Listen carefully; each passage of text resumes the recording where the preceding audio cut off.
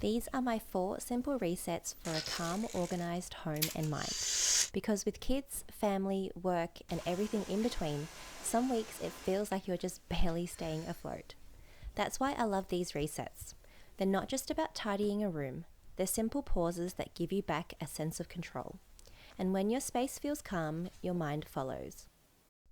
An organised home doesn't just help you, it lifts the whole family.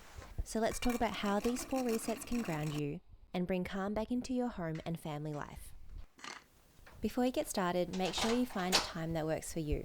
It could be a Sunday morning reset, a midweek recalibration, or for me, a Monday morning reset after a busy weekend and the kids are at school.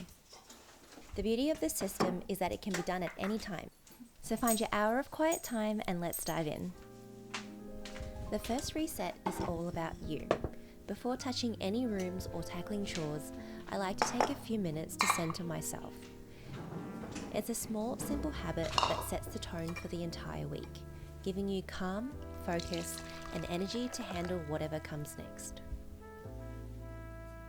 I actually used to save this reset for last, a quiet moment with a tea or a matcha as a little reward after tidying the house.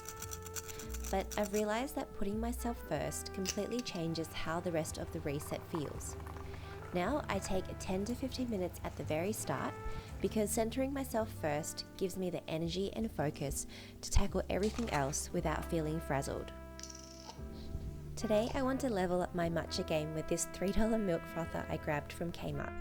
These small rituals of perfecting something I love become anchors of calm.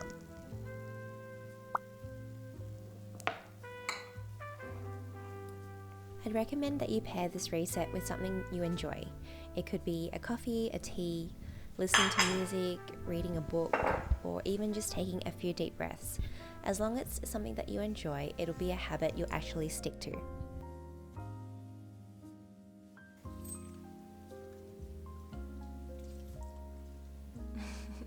And now that I've reset myself, I feel ready to move on to the spaces that need it most, starting with the kitchen.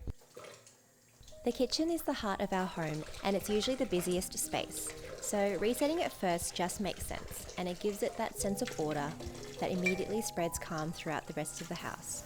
This might include doing the dishes, cleaning the sink, wiping down surfaces, or putting out a fresh tea towel.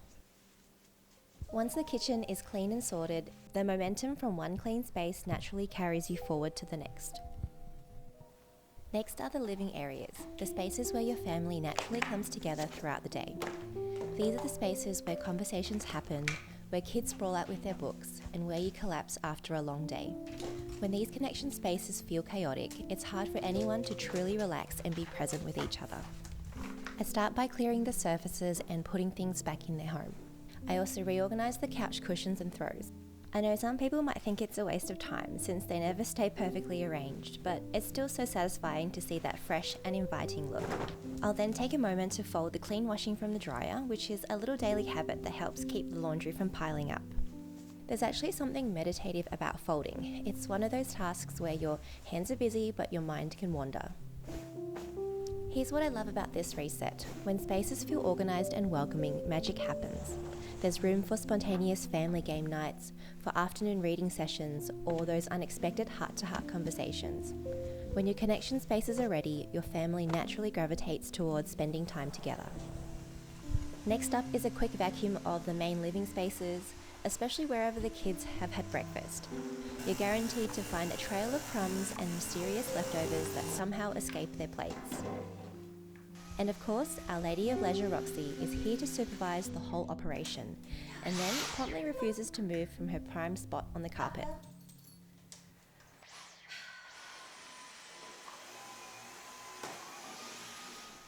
Once the main living spaces feel settled, it's easy to then move on to the bedrooms, which is the final step to a calm and organised home.